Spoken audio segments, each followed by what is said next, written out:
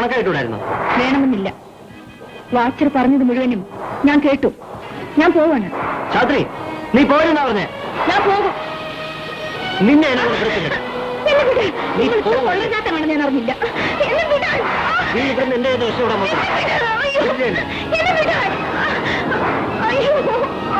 പറയുന്നേട്ടോ. നീ പോവല്ലേ?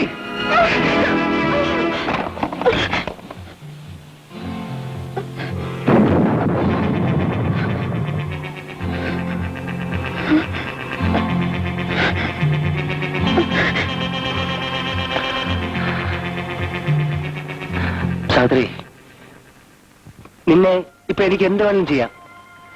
പക്ഷെ ഞാനത് ചെയ്യില്ല. നിന്റെ അനുവാദം ഇല്ലാതെ നിന്റെ ശരീരത്തെ ഞാൻ തൊടില്ല. നിന്നെ ഞാൻ അത്രമാത്രം സ്നേഹിക്കുന്നു സാവിത്രി. സാവിത്രി, സാവിത്രിയെ കണ്ട നിമിഷം മുതൽ ഞാൻ മറ്റൊരു പെണ്ണിനെ കുറിച്ച് ചിന്തിച്ചിട്ടില്ല, മുഖത്ത് നോക്കിയിട്ടില്ല. നിന്നെ പോലെ പരിശുദ്ധിയും സുന്ദരിയുമായ ഒരു പെണ്ണിന്റെ ഭർത്താവാനുള്ള യോഗ്യത എനിക്കില്ലായിരിക്കും.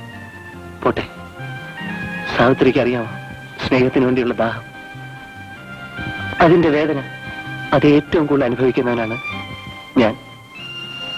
സാവിത്രി, ഞാൻ സാവിത്രിയെ വിവാഹം കഴിച്ചോട്ടെ? എനിക്ക് ഒരു ജീവിതം തരില്ലേ? നമുക്കും നമ്മുടെ കുഞ്ഞുങ്ങൾക്കും ഒരു കുടുംബമായിട്ട് ജീവിക്കാം.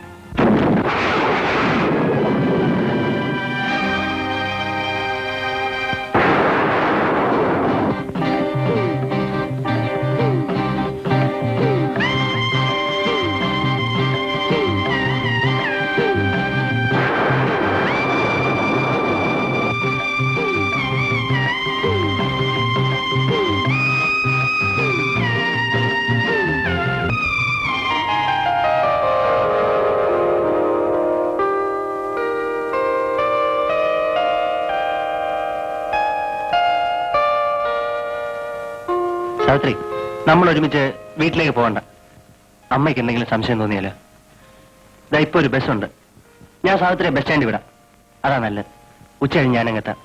വരൂ.